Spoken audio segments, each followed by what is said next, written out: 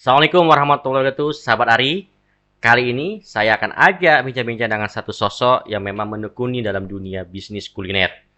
Nah, banyak hal yang akan kita ungkap, di mana dia berhasil mewujudkan mimpinya untuk memasukin dalam dunia usaha kuliner yang tentunya tidak mudah, butuh perjuangan totalitas, ya, yang nantinya akan menjadi semangat bagi kita semua, ya, yang dimana nanti sahabat Ari bisa mengambil satu inspirasi, ya, mungkin bisa dijadikan sebagai contoh untuk mewujudkan motivasi kewirausahaannya atau jiwa wirausahaannya.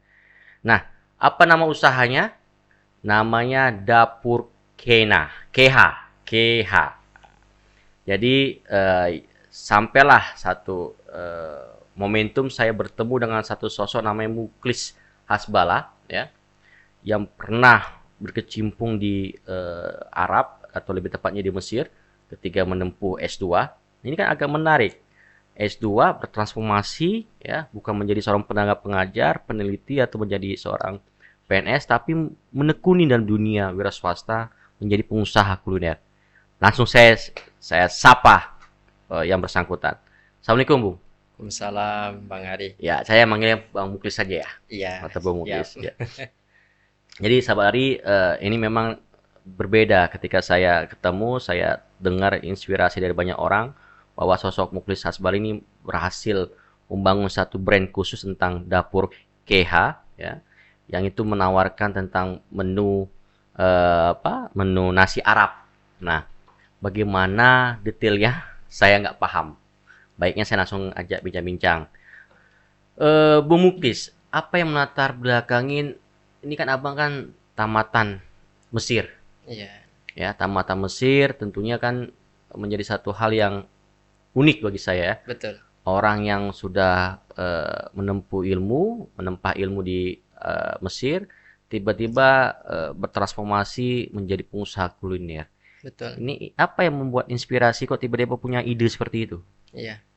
Baik, mungkin Assalamualaikum warahmatullahi wabarakatuh. Makasih Bang Ari Siap, sama-sama. atas kesempatan yang diberikan kepada saya. Tentu ini adalah salah satu rezeki saya. Oh, saya juga rezeki Ketemu berbagi. orang hebat.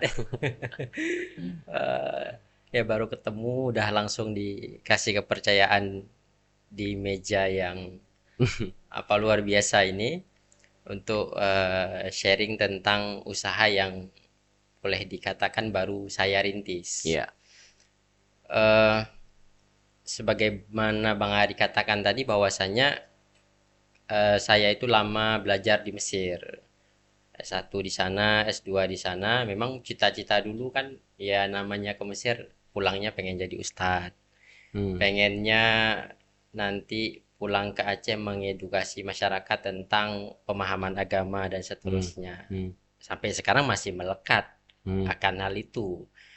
Cuman saya punya pandangan tambahan bahwasanya jalan yang saya pilih itu untuk memudahkan dakwah saya, cita-cita saya harus punya Fondasi ekonomi yang kuat. fondasi ekonomi yang kuat. Makanya solusinya membuka bisnis kuliner. Betul, membuka bisnis kuliner. Cerdas itu. Itu satu Iya, sikap yang cerdas menurut saya. betul. Sehingga ya dua-duanya berjalan. Mungkin awalnya seperti itu, motivasi awalnya seperti itu Bang Ari. Kenapa memilih menu Arab ini? Menu Arab, sebenarnya saya tidak di Mesir itu nggak belajar secara khusus, Oke. tidak ikut apa namanya kelas masak misalnya ala Timur Tengah. Jadi Lantas gini, sahabat Ari, saya tadi sudah mencoba mm-mm. masakan beliau. Ternyata beda sekali, enak sekali, ya, masakan tadi nasi apa? Nasi biryani. Ya, biryani, ya. Dan tentunya saya takut salah ngomong. Nasi biryani, ya. Iya. Jadi saya coba bersama teman-teman, ternyata betul-betul enak, patut dicoba, ya. Nanti akan ada tempat kontennya, bisa dicek nanti di Iya. bawah sini, ya. Ya, lanjut Bang. Itu apa yang membuat kenapa kok memilih masakan Arab tadi saya tanyakan? Masakan Arab. di Aceh, orang Aceh itu secara umum saya lihat karena terutama keluarga-keluarga saya itu kalau makan tuh harus enak Mm-mm. secara umum malah. Iya. Kadang saya dapat teman itu zuhud dia bang, Hmm. atau penghasilannya itu nggak gede-gede amat, tapi soal makan itu harus Nomor satu, nomor satu, number one. number one, nggak boleh ada kurangnya. Nah, Dulu juga saya pernah ketemu teman-teman di luar Aceh, Ustadz misalnya, atau ya orang-orang yang sederhana lah. Dalam hal lain itu masih bisa kompromi, tapi makanan itu nggak bisa kompromi, harus memang cocok di lidah, enak. Nah, itu. Jadi saya pikir apa ya usaha yang cocok di bidang kuliner barangkali kalau saya masuk di masakan Aceh udah banyak pemainnya. iya, Saingannya juga luar biasa. iya. Kalau apalagi di kampung tuh, Bang. Rata-rata orang tua kita itu enak masakannya. Hampir semua. Artinya usaha-usaha di bidang kuliner khususnya masakan Aceh itu kalau kita masuk ke bagian itu saya masih juga belajar bukan spesialis di bidang itu berat tantangannya. Nah, saya pikir saya punya saya sempat belajar di Mesir, sering makan makanan Arab. Kemudian saya rasa ini kalau dibawa ke Aceh, kemudian di apa sesuaikan lagi dengan lidah Hmm. Aceh. Nah, Hmm. ini pasti bisa jadi alternatif masakan selain masakan Aceh. Hmm. Karena memang Nah, secara kultur Aceh kan juga punya irisan dengan dunia Arab ya. betul, Ya, betul. peran dalam Heeh, hijrahnya banyak juga betul, orang-orang yang betul. dari Arab datang. Iya. Jadi saya rasa rempah-rempahnya di lidah orang Aceh itu Cocok. masuk. Walaupun sebenarnya Tapi kan kalau di saya pernah ke umroh ya, umroh umroh, dan lain. Itu kan rempahnya terasa banget ya. iya, Tadi ini pas banget apa ada pas. penyesuaian tuh? Berarti Iya, berarti penyesuaian. Bang Muklis melakukan penyesuaian lagi. Betul. Itu Oke. risetnya lama juga, Bang. Oh, lama. Nggak lama. Jadi nggak saya pulang itu ujuk-ujuk apa bikin masakan ini saya jual laku nggak. Jadi butuh proses itu hampir setahun. Hmm. Hampir setahun meracik bumbu, kemudian tes pasar. Saya harus suruh coba tuh sama saudara, sama teman, kasih masukan. Berarti sudah membuat formulasi bumbu, Betul, tes pasar lagi, betul, ternyata responnya semakin mengembang, betul. difokuskanlah di situ. Iya. Memang luar biasa. Luar biasa, Jeb. Sebagai contoh Heeh. untuk membangun jiwa usaha bagi siapapun sahabat Ari nonton, nah ya, ini wajib dicontoh. Habis itu mungkin tambahan sedikit Bang Ari. Beras basmati itu kan rendah gula dia, rendah gula. Saya rasa, Tadi saya takut makan banyak karena saya kan keto. oh Saya gitu, nggak makan banyak kali. Takut banyak. Baru tahu saya. rendah gula. Jadi makanya orang-orang Arab itu kan sekali makan itu satu talam besar, banyak makannya. Tapi nggak bikin mereka itu berlemak, gemuk, karena memang dia rendah gula. Rendah Oh, gula. Artinya itu bisa jadi makanan alternatif sehat, tapi nikmat dan enak di lidah. ya, ya. Artinya peluang pasarnya sebenarnya besar sekali. Apalagi kan anak-anak sekarang, Bang, apa ya, kasihan kita lihat makanannya itu ya makanan-makanan kurang bergizi Iya, lah. siap saji ya. Iya, siap saji.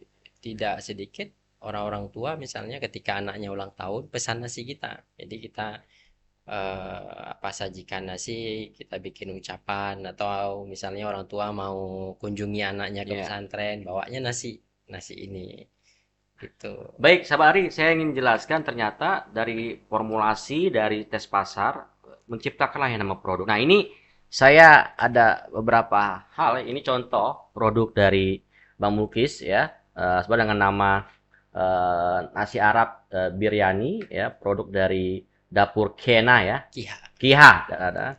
Ternyata sudah lengkap, ada produk halalnya, PRT, tanpa tanpa ada pengawet juga ya. tanpa ada Nah, pengawet ini ya, juga ada salah satu MSG. keunggulan dari produk dapur KH ini ternyata tanpa ada barang ini ya bahan pengawet ya. Iya, bahan pengawet. Nah, Jadi bisa jelaskan iya, apa saja pilihan menunya di masakan nasi Arab ini? betul. Jadi untuk saat ini Bang Ari kan kita ada yang udah masak jadi. Ya. Tapi sistemnya pre-order karena kita belum ada Hmm. toko fisiknya. Jadi misalnya orang normalnya biasanya pesan H-1 ataupun paling lambat itu H-4 jam kalau lagi nggak sibuk. Jadi kalau mau dinikmati langsung udah di Talam, Lunchbox itu bisa. Ataupun alternatif lain misalnya dia tinggalnya jauh di Langsa, Aceh Timur dan lain sebagainya. Kalau kita kirim yang udah matang kan udah nggak fresh lagi. Jadi alternatifnya kita bikin yang instan. Nah, insanya berapa lama tahan? Instan ini sampai 1 tahun. Ya, Oh, ini udah ada berasnya, ada bumbunya, udah lengkap. Jadi tinggal masak di ayamnya nggak ada. ayamnya nanti Makanya saya pikir, udah tapi ini Eh, bertahan terus tahun ya bumbunya. iya, untuk 1 tahun. Jadi bumbu dan berasnya semuanya udah lengkap. Tinggal Tinggal kayak siap kita saji aja masak, ya. ya masak pakai rice cooker. Mm-mm. Ya tinggal tambah dimasak dengan ayam, masak rice cooker, jadi makan. Mm-mm. Nah, ini kita distribusikan di swalayan-swalayan di sekitaran Banda Aceh. Memang belum begitu masif karena ya Tapi seperti kalau saya. saya lihat Sabari dengan kualitas menu yang dirasakan oleh banyak orang termasuk saya dan juga teman-teman yang sudah mencoba, ternyata memang enak dan saya berkeyakinan ini akan semakin pesat nih pertumbuhan Iya, dapur ya. KH ini. Apalagi dengan bantuan Bang Ade, insya Allah. Nah, lanjut saya ingin tanyakan lagi, apa yang membuat tantangan ini yang memang kan nggak mudah ya, membangun Betul. usaha ini nggak mudah, Ya. apalagi dalam basis usaha kuliner ya, dengan membentuk pasar sendiri kan gitu. Iya. Nah, apa yang membuat tantangan itu membekas dalam benak perjalanan Bang Muklis dalam ya mewujudkan mimpi ini menjadi lebih besar? Maksudnya tantangan-tantangan yang Iya, dihadapi. iya. Eh, Nasi Arab ini mudah-mudah rumit, Bang ya. Seperti yang tadi saya katakan, dia punya formula khusus. Makanya sampai saat ini eh, setiap masak, kalau nggak saya yang masak, saya kontrol. Memang benar-benar kontrol dari apinya, takaran airnya, takaran bumbunya itu detail. Mhm. Ya mungkin hampir sama kalau kurang lebih itu kayak orang bikin kopi-kopi Arabica lah, ya kan butuh. Racikannya harus pas Iya, ya. harus harus pas ya. Ini nasinya Hmm. gitu juga. Jadi kalau misalnya ada yang kurang itu nggak jadi ataupun kelewatan nggak jadi juga. Nah, itu satu tantangan Segitu rumitnya ya. segitu rumitnya dan masaknya tuh untuk kayak abang makan tadi satu talam itu kan. Itu saya mempersiapkan itu selama 3-4 jam. Hmm. 3-4 jam dah harus fokus emang dari satu step, dua step dan seterusnya Ya itu sehingga berarti bisa di kalau umpamanya tidak ada abang, tapi ada SOP-nya ya. ada SOP-nya. Hmm. Nah, cuma sampai saat ini belum belum belum kita lepas ke orang lain dalam Hmm. rangka untuk menjaga kualitas yang Oh, ya. terbaik. Nah, itu jadi satu tantangan tersendiri. Ya, misalnya saya kalau ada lagi kegiatan yang lain kan jadi terhalang. Tapi untuk saat ini memang fokusnya ke sini dulu sampai benar-benar ya, di satu titik di mana Establish ya, bisa berjalan. autopilot. Nah, Autopilot bisa aja sistemnya sudah berjalan. sistemnya bisa berjalan, mudah-mudahan juga bisa buka toko dan Hmm. seterusnya. Amin. Semoga tuh. Nah, Karena bau-baunya saya cium nggak sudah ke depan makin besar nih. iya, habis itu juga tantangan itu bahan bakunya, Pak. Ah, itu saya mau tanya tadi. Jadi Itu bahan pertanyaan berikutnya. bakunya itu Nah, dari mana ngambil sekitar beras ini? apanya? Beras ini ngambil dari mana? Pesan dari Arab. Dari dia ini beras impor kan dari Hmm. dia ditanamnya di India, Pakistan dan sekitarnya. Dan rupanya sebelum kita masuk bumbu, rupanya beras ini pun jumlahnya itu banyak kali, Bang. Puluhan, lebih dari 30-40 jenis. Hmm. Jadi nggak asal juga kita beli sembarang beras kita masak nggak jadi juga. Makanya kayak tadi saya bilang itu setiap elemennya itu juga ada prosesnya. Sampai beberapa bulan yang lalu itu kita sampai ke Jakarta, survei beras itu langsung.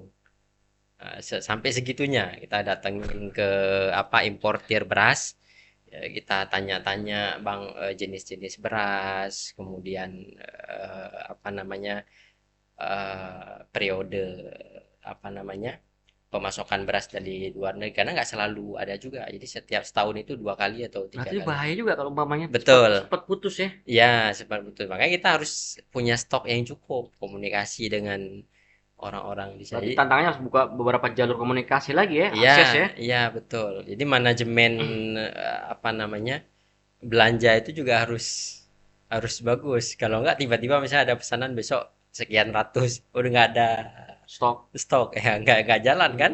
Ya, Nah, merusak nama baik juga. betul. Nah, itu baru baru beras, belum lagi bumbu-bumbu yang lain ada 20 rempah lebih sehingga bisa menghasilkan nasi ini. Oke. Nah, Bang Mulis, ngomong-ngomong, dengan sangat luar biasa cita rasanya, ya kan? mm-mm. Dengan bentuk produk yang dijaga sekali ya Ya. oleh dapur KH, ya. Mungkin sahabat Ari pasti bertanya-tanya ya, berapa sih harganya, Bang? Oh, harganya kalau yang udah siap makan itu lunch box satu porsi itu ayam 30.000, Hmm, kambing 45.000. Kalau kambing dapat 2 potong, dan bayangkan itu harga berasnya sekilo bang, 2 kali lipat beras kita. Jadi 50-60 ribu sekilo berasnya. Tapi bisa dapat dengan harga 30.000. berarti ini sangat terjangkau. Jadi ada niat ibadah juga untuk berbagi Iya, kesenangan, berbagi nikmat betul. bagi masyarakat Aceh yang nantinya bisa merasakan bagaimana sih nasi Arab. Nggak perlu pergi-pergi lah jauh-jauh ke Arab kan. Iya, Cukup datang ke dapur KH. iya. Nah, lantas apa yang membuat Abang tetap konsisten? Apakah memang sudah terbentuk pasarnya Mm-mm. sehingga ini semakin optimis ke depannya? Iya. Terbentuk pasar, dan apa berada di titik yang bisa dikatakan aman belum. Ini masih terus berproses, tapi progresnya banyak, Bang. Hmm. Bayangkan dari saya mulai buka itu sekitar 1 tahun setengah yang lalu lah. Ketika buka pertama itu, terus terang panci aja nggak ada, Bang. Jadi di titik itu saya mulai usaha ini, panci nggak ada, tempat penyimpanan ayam dan kambing juga nggak ada, freezer nggak ada. Jadi kalau saya ke pasar, saya beli ayam, kalau orang mungkin paling kecil beli kan setengah ayam, setengah ekor. Saya beli seperempat. Diketawain sama abang di pasar, ngapain kamu beli seperempat? Orang biasa beli setengah. Saya bilang, saya nggak punya tempat penyimpanannya bang. Kebetulan hari ini yang order, yang pesan itu cuma 2 porsi. Jadi tetap saya terima karena di awal-awal kan nggak boleh mengecewakan pelanggan. Jadi sampai di titik itu. Tapi Luar biasa. iya, tapi pelan-pelan dari yang tadinya mungkin seminggu ada orderan sekali, 2 kali, kemudian terus berkembang pelan-pelan ya, dengan ya terus juga belajar juga bang, belajar, tanya ke orang-orang yang udah pengalaman, minta ide, dibantu sama teman-teman juga. Jadi naik naik naik terus sampai berada di titik ini, dimana memang setiap harinya sekarang dinasnya ya di dapur. Iya. Walaupun belum berada di titik yang Otoplet tadi ya. ya Nah, saya masih ingin tanyakan, berproses. tentunya ini kan menjadi semangat bagi generasi muda, Betul. khususnya sahabat Ari yang nonton dimanapun Anda Mm-mm. berada ya, agar tidak terfokus juga untuk Mm-mm. bermimpi ingin menjadi seorang PNS, bermimpi ingin menjadi seorang politikus atau Betul. apapun lah bentuknya. Mm-mm. Tapi bermimpilah untuk menjadi seorang pembisnis kuliner yang handal, Betul. yang memang Mm-mm. punya satu satu kans yang besar sebagai Mm-mm. penghasilan hidup Iya, mereka. iya. Nah, apa nasihat bijak Bang Muklis Asbalah kepada generasi Iya. muda Aceh agar Mm-mm. ayo mari sama-sama kita Mm. tekunin bisnis kuliner. Betul. Nggak susah-susah banget kok. Yang penting modal nekat, modal Iya, semangat, modal iya, mimpi, modal iya. tanggung Mm. jawab, Mm-mm. selesai semuanya. Iya. Eh, saya mungkin ingin mencontohkan orang terbaik di permukaan bumi ini, Baginda Muhammad SAW. Beliau kan orang yang paling mulia, orang yang paling sempurna, tapi dari masa remaja sudah berdagang. Dari masa remaja itu tidak ingin menyusahkan keluarganya. Dia ingin mandiri, ingin mandiri. Apalagi kita umatnya. Nah, maka alangkah baiknya kalau kita diberikan kelebihan, ya karena kan setiap orang itu pasti punya kelebihan masing-masing. Saya selain memang tadi bergelut di bidang ilmu agama, Allah kasih kelebihan kepada saya di dunia masak memasak. Bang Ari diberikan kelebihan selain di dunia akademik sebagai seorang peneliti, sebagai seorang penulis kan kelebihan, sehingga dengan kita bisa membaca kelebihan itu kita maksimalkan. Artinya kalau kita nggak maksimalkan, ya rasa-rasanya kita sombong. Allah udah kasih sama kita, artinya kita harus manfaatkan ini. Kadang orang nggak mau ngambil itu, malu gitu kan. Saya pengen jadi ini aja, padahal dia udah dikasih kesempatan dan kelebihan dalam bidang yang lain, tapi dia nggak mau memanfaatkannya. Maka saya mengajak teman-teman yang lain, Aceh ini apa ya, hasil alamnya luar biasa, kemudian serapan pasar dalam berbagai bidang bisnis itu luar biasa. Mungkin kalau orang-orang Cina masuk sini kita udah udah jadi apa ya, market ini luar biasanya mereka, karena memang apa aja di Aceh itu dijual laku. Cuma yang kurangnya itu pelaku usahanya. Iya, iya tuh, iya, saya Pelaku sepakat itu. usahanya kurang dalam berbagai jenis ini ya, usaha. Jadi saya melihat itu, sehingga saya mulai dari diri saya menjadi seorang misalnya dai yang mandiri, selain bisa memberi manfaat bagi orang lain dalam bidang pengetahuan ilmu agama, juga bisa memberi manfaat bagi orang yang lain dalam bidang sosial, membantu orang lain, cita-citanya itu Bang. Sehingga teman-teman yang lain juga tertularkan. Ya, saya barusan cek-cek lah, browsing di Google. Ini kan tentunya kan segmentasi, tadi ada juga mengatakan pelaku usaha. Nah, tentunya kan pesaingnya kan juga akan terus ada dan muncul dengan bisnis yang serupa. Nah, apa trik dan juga strategi yang akan dilakukan oleh Bang Muklis Hasbala bersama istri agar tetap eksis dan semakin besar usaha ini? Betul. Tentu Bang Arios, kita ingin menjadi dapur Kiha, nasi Arab dapur Kiha, ingin jadi raja di segmen nasi Arab ini. Dan kita buat berbagai macam diferensiasi perbedaan dengan pelaku usaha kuliner nasi Arab yang lain. Misalnya yang kita berikan kualitas daripada masakan tadi. Jadi kualitas bahan bakunya, rasanya itu konsisten. Artinya kan bahan baku di atas standar rata-rata. Betul. Tadi juga saya cek juga bumbunya berbeda, yang pakai santan kari itu kan, bumbu karinya. Itu karinya sendiri aja diproses itu sedemikian rupa. Iya, makanya saya akuin itu. Artinya setiap elemen itu memang disiapkan, disajikan itu dengan proses yang sama rumitnya. Makanya tadi kan tawaran lainnya tidak ada bahan pengawet, bisa diantar. Iya, diantar. Kita punya jasa delivery. Jadi siapa yang pengen menikmati nasi Arab dimanapun berada, tinggal WA, telepon, kita antar. Dan juga yang terpenting saya cek juga tadi komunikasi juga 24 jam ya bisa. Ya, komunikasi 24 jam. Baru aja kemarin Bang Arios itu ngambil nasinya jam 4 subuh. 100 porsi pesan. Saya pengen pesan 100 porsi untuk acara berapa 40 hari orang tuanya Kenduri. Kebetulan habis sholat subuh, doa dan makan-makannya kita terima. Jadi mau jam berapapun dengan ini yang berbeda layanannya sahabat Ari, membuat kenapa bisa eksis dan terus maju dapur KH ini. Betul. Kemudian juga kalau untuk acara-acara misalnya tasyakuran, kenaikan pangkat, selamatan ulang tahun, kita bikin ucapan juga. Jadi bisa jadi alternatif kayak apa macam kue selamatan atau tumpeng kalau orang di Jawa. Jadi kita bikin versi nasi Arab ala yang udah diacehkan. Satu pertanyaan sebagai untuk bincang-bincang santai kita ini ya kepada sahabat Ari ya, apa mimpi ke depan lagi? Mimpi ke depan ya kalau mudah-mudahan usaha ini sukses, bisa bangun usaha yang lain dan yang lain lagi, sehingga Aceh ini bisa dibangun oleh anak Aceh sendiri. Jadi kita yang membangun Aceh dengan kemampuan yang kita punya. Artinya jangan berharap dengan pemerintah saja, jangan berharap ya orang-orang yang sudah diberikan kepercayaan oleh masyarakat, ya jadi mereka berjalan sebagaimana tugas dan tanggung jawabnya.